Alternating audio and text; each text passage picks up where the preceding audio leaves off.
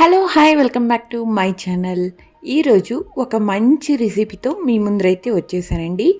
Marriage స్టైల్లో చేసే veg biryani ఎలా తయారు చేయాలో ఇప్పుడు చాలా పర్ఫెక్ట్గా మీతో షేర్ చేసుకోబోతున్నానండి.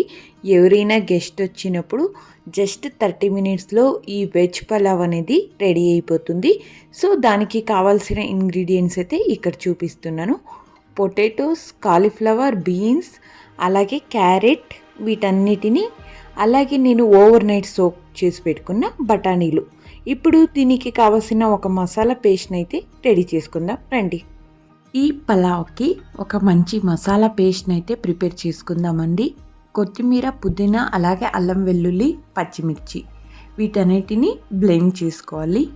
ఇక్కడ ముందుగా నేను కుక్కర్ తీసుకున్నానండి. కుక్కర్లో నూనె లేదా నెయ్యి ఏదైనా వేసుకోవచ్చండి మీరు. నేనైతే ఇక్కడ 1 టేబుల్ స్పూన్ నెయ్యి, అలాగే 1 టేబుల్ స్పూన్ ఆయిల్ అయితే వేసుకొని వేడి చేయాలి. ఇప్పుడు ఇందులోకి బిర్యానీ ఆకు, లవంగాలు, యాలకులు, దాల్చిన చెక్క వేసి మంచి వాసన వచ్చే వరకు ఇవి వేయించాలండి. అవి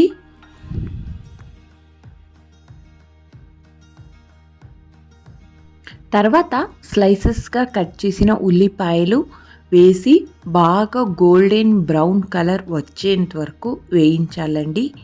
ఇలా వేయించిన తర్వాత మనం ఇక్కడ ఈ మసాలా పేస్ట్ అనేది బ్లెండ్ చేసుకొనిద్దాం.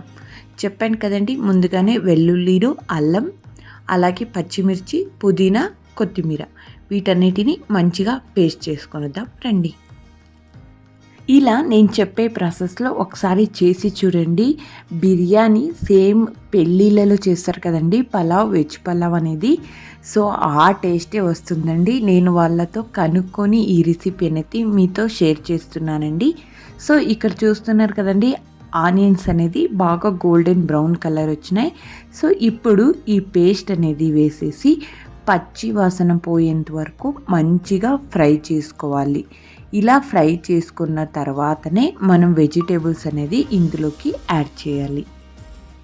ఇప్పుడు ఇందులోకి ముందుగా టొమాటోస్ అనేది వేసేసి కొద్దిగా ఫ్రై చేయండి, అవి మెత్త అయ్యేంత వరకు. వెజిటేబుల్స్ దీంతోనే వేస్తే వెజిటేబుల్స్ కూడా మెత్తగా అవుతాయండి. సో వెజిటేబుల్స్ అనేది ఈ పులావ్లో క్రిసిపీగా ఉంటే ఆ టేస్ట్ బాగుంటుందండి. ఇక్కడ అన్ని వెజిటేబుల్స్, మిక్స్డ్ వెజిటేబుల్స్ అయితే నేను తీసుకున్నానండి. క్యారెట్, బీన్స్, అలాగే పొటాటోసు, అలాగే కాలీఫ్లవర్ అనేది తీసుకొని ఇందులోకి వేసి మంచిగా కలుపుకుందామండి. ఇప్పుడు మొదటిగా ఇవి వెజిటేబుల్స్ వేసినప్పుడు హై ఫ్లేమ్ మీదనే కలుపుకోవాలి. హై ఫ్లేమ్ మీద కలుపుకుంటే వెజిటేబుల్స్ అనేది క్రిసిపీగా ఉంటాయి. ఇలా 2-3 నిమిషాలు ఇలా వేయించుకోవాలండి కూరగాయలన్నిటినీ. తర్వాత మీకు కొన్ని టిప్స్ అయితే చేస్తే మంచి టేస్ట్ రావడానికి ఇక్కడ షేర్ చేస్తున్నానండి. ముందుగా మనం బియ్యాన్ని కనీసం 20 నుంచి 30 నిమిషాల దాకా నానబెట్టితే గింజలు వేరువేరుగా వస్తాయండి. అలాగే కూరగాయలకు ఎక్కువ ఉడికించకండి, లైట్ క్రంచిగా ఉంటేనే టేస్ట్ బాగుంటుంది.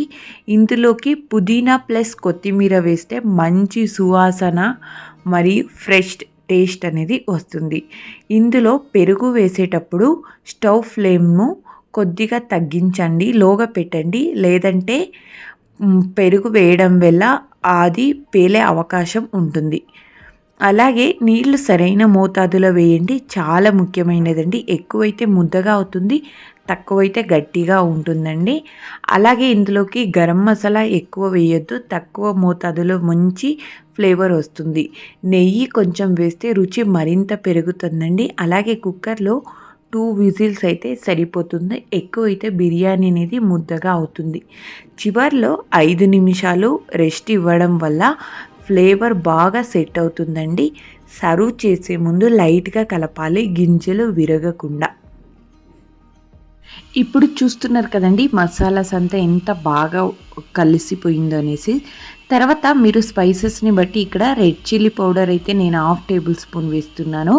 అలాగే కొద్దిగా ధనియాల పొడి, అలాగే ఏ పించ్ ఆఫ్ టర్మరిక్ పౌడర్, పసుపుని కూడా వేసేసి మంచిగా కలుపుకుందామండి. ఇలా కలుపుకుంటే టేస్ట్ చాలా బాగొస్తుంది. కొంచెం కారాన్ని పొడిని కూడా వేసేస్తే ఆ కలర్ అనేది కూడా చేంజ్ అవుతుందండి.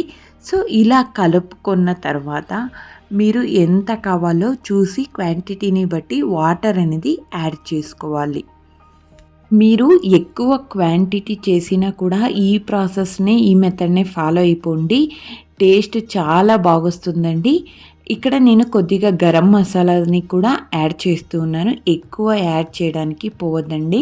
ఎక్కువ యాడ్ చేయడం వల్ల గరం మసాలా టేస్ట్‌ని ఇస్తుంది. సో, మాకు పులావ్ టేస్ట్ అనేది రావాలి కాబట్టి నేను చెప్పే ప్రాసెస్‌లో అయితే ఫాలో అయిపోండి. తర్వాత ఇక్కడ మనం వాటర్ వేసి మంచిగా వాటర్ అనేది మరగాలండి. అప్పుడు మాత్రమే రైస్ వేయాలి.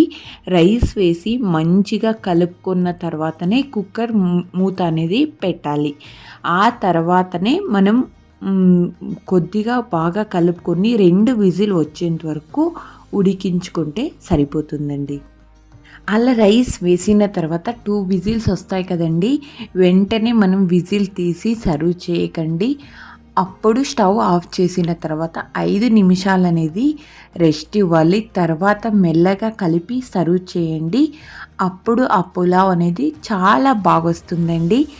ఇంతేనండి, ఎంతో టేస్టీకరమైన వెజ్ పలావ్ అనేది రెడీ అయిపోతుంది. మీరు డిన్నర్‌కి కానీ, బ్రేక్‌ఫాస్ట్, లంచ్ దేనికైనా ఈ రెసిపీ అనేది పర్ఫెక్ట్ కాంబినేషన్ అని చెప్పొచ్చండి. ఎవరైనా గెస్టులు వచ్చిన తర్వాత కూడా మీరు జస్ట్ 30 మినిట్స్‌లో ఈ వెజ్ పలావ్ అనేది రెడీ చేసుకోవచ్చు. ఇక్కడ నేను పచ్చి బఠానీలు ఏదైతే లేవండి, సో ఎండు బఠానీలే సోక్ చేసి ఓవర్ నైట్ ఇక్కడ యాడ్ చేసుకుంటున్నాను. ఇప్పుడు వాటర్ మంచిగా బాయిలింగ్ అయిన తర్వాతనే మనం ఇక్కడ రైస్ అనేది యాడ్ చేసుకోవాలి. రైస్ని కూడా నేను ఇక్కడ 20 మినిట్స్ సోక్ చేసి పెట్టి యాడ్ చేస్తున్నానండి. నేను ఇక్కడ నార్మల్ రైస్ అనేది యూస్ చేస్తున్నాను. 2 విజిల్స్ వచ్చిన తర్వాత 5 మినిట్స్ రెస్ట్ ఇచ్చేసి సర్వ్ చేసుకుంటే సరిపోతుందండి. ఎంతో టేస్టీగా ఉండే వెజ్ పలావ్, రుచికరమైన వెజ్ పలావ్ అనేది రెడీ అయిపోయింది. మీకు ఈ రెసిపీ నచ్చితే లైక్ చేయండి, షేర్ చేయండి, మా ఛానల్ని సబ్స్క్రైబ్ చేయండి. మర్చిపోవద్దు. మళ్ళీ ఇంకొక టేస్టీ రెసిపీతో కలుద్దాం. ధన్యవాదాలు. Thank you for watching.